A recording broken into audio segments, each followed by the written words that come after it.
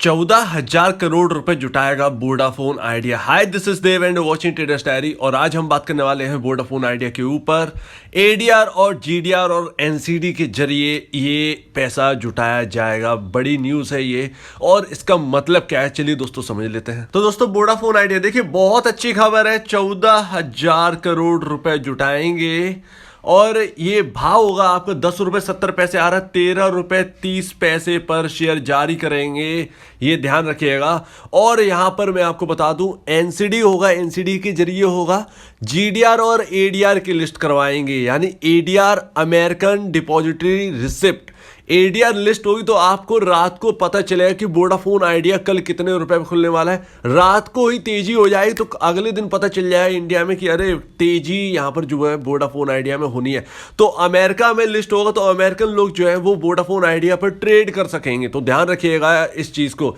GDR मतलब यहां पर जो है यूरोपियन बाजार में, यानी कि आपका लंदन बाजार है ब्रिटेन का, लंदन में ये जीडीआर लिस्ट करवा देंगे और वहां के लोग जो है वो जीडीआर पर यहां पर जो है ये ट्रेडिंग जो है इन्वेस्टमेंट कर सकेंगे। तो इससे ये बहुत अच्छी बात है, ये बहुत अच्छी बात है। 14,000 करोड़ रुपए जुटा रहे हैं, ये 5G में बहुत ज्यादा मदद करेंगे। अब मैं आपसे पूछता हूं, 5G के लॉन्च होने के बाद 5 साल अगर 5G आज लॉन्च होता है, उसके अगले 5 साल वोडाफोन आइडिया कहां पर होगी, क्या आप अंदाजा लगा सकते हैं? इसका अंदाजा हम दूसरी वीडियो में लगाएंगे, लेकिन पहले अभी चल क्या रहा है और खतरे की घंटी क्या है, इस चीज को भी जान लीजिए। खतरा बहुत बड़ा है, लेकिन ये वोडाफोन आइडिया के लिए जो आज की खबर है ना, वो बहुत बेहतरीन है, लेकिन खतरा बहुत बड़ा है। उस खतरे को समझने से पहले आज हम वोडाफोन आइडिया का लगभग अभी 10 नहीं बजे हैं, 9:45 तक का टाइम का देख लेते हैं क्या है। तो देखिए अभी जो है 16 करोड़ 91 लाख शेयर्स ट्रेड हो चुके हैं, और यहां पर जो है अभी बताया जा रहा है कुल आकलन जो है वो यहां पर 9:45 तक 40 करोड़ शेयर्स यहां पर जो है ट्रेड हो चुके हैं, जिसमें से 10 करोड़ शेयर्स यानी कि 26% जो इक्विटी है वो डिलीवरेबल क्वांटिटी में गई है, यानी लोगों ने इन्वेस्टमेंट किया। अब देखते हैं कि इनमें से कितना कम होता है, ये 3 ही बजे पता चलेगा, लेकिन खबर बहुत अच्छी है। अब समझते हैं खतरा क्या है। तो दोस्तों आपके सामने डेक्स है, देखिए यहां इंडिया में ना निफ्टी में बहुत दोगलापन चल रहा है। मैं आपको बताता हूं कैसे। जर्मनी का मार्केट यहां पर 52 वीक लो को तोड़ दिया, और ये 13,698 जो आपको दिख रहा है वो आज यहां पर जो 13,200 के तकरीबन पहुंच गया है। 3% के आसपास की जर्मनी की बाजार में गिरावट है, लेकिन निफ्टी में वो गिरावट नहीं आती है। ये सबसे बड़ा यहां पर जो है ये बहुत गंदा पॉइंट है।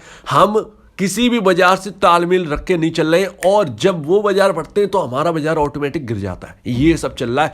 तो अगर निफ्टी में ये इस तरीके से गिरावट रोकेंगे तो एकदम गिरावट आई, इसका मतलब ये है कि वोडाफोन या इससे जैसे भी शेयर्स हैं इनमें भारी गिरावट देखने की संभावना है। हम चल ही नहीं रहे हैं। इसके साथ साथ ये यहां पर निकेई जापान का बाजार है, और एशिया का दूसरा सबसे बड़ा बाजार है।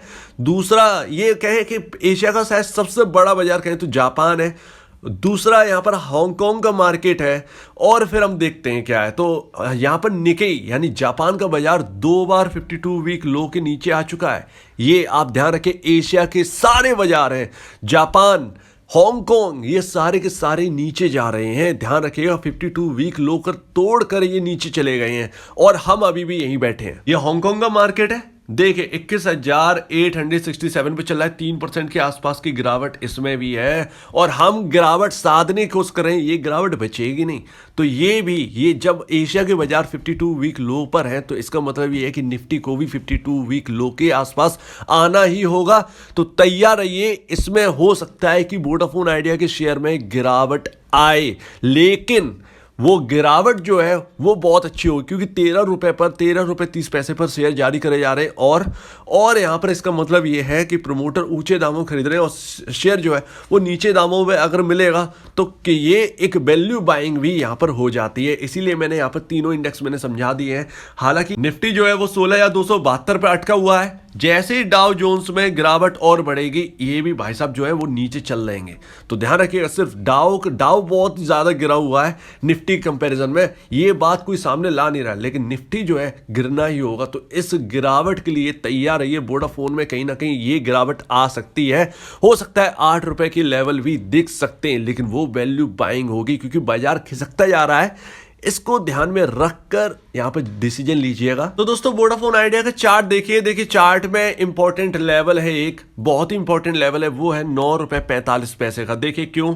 क्योंकि जब नीचे हम गिरे थे पिछली बार 12 रुपए से 12.5 रुपए, 12 रुपए 10 पैसे, 12 रुपए 20 पैसे में, तो ये 9 रुपए 45 पैसे का ही जो लेवल है, ये आपको दिख रहा होगा, ये पॉइंट सबसे लोएस्ट पॉइंट है। यहां से हम वापस घूमे थे और हमने देखा था 14 रुपए 14.5 रुपए का लेवल। फिर वहां से जब हम नीचे दोबारा गिरे तो यही लेवल था 9 रुपए 45 पैसे, जहां से हम सुधरे और अभी हम जो है 11 11.5 रुपए पर हम गए थे। आज हम अच्छे खुले थे और भी अच्छा चल सकता था ये शेयर, लेकिन दिक्कत क्या हो गई, ग्लोबल मार्केट से जो टेंशन भरी हुई बात आ रही है उसकी वजह से यहाँ पर जो है पूरा मार्केट गिरा हुआ है और इस पर भी दबाव है। तो इसकी वजह से यहाँ पर जो सेलिंग आई है सिर्फ उसकी वजह से है, बाकी खबर जो है वो अच्छी है। लेकिन इसमें 9 रुपए 45 पैसे अगर इस शेयर में टूटता है तो यहाँ पर जो है बिकवाली और बढ़ेगी। 9 रुपए 45 के बाद हो सकता है, जैसा कि मैं कह रहा हूँ, कि 8 रुपए के लेवल भी दिखाई दे। 9 रुपए 45 पैसे का टूटना, यानी कि जब 9 रुपए 45 पैसे से टूटेगा तो इसका मतलब है कि निफ्टी कहीं ना कहीं टूट रहा होगा तेजी से, तो उसकी वजह से सेलिंग प्रेशर पूरे बाजार पे होगा और सेलिंग प्रेशर जो है वो इस पर भी गहराएगा।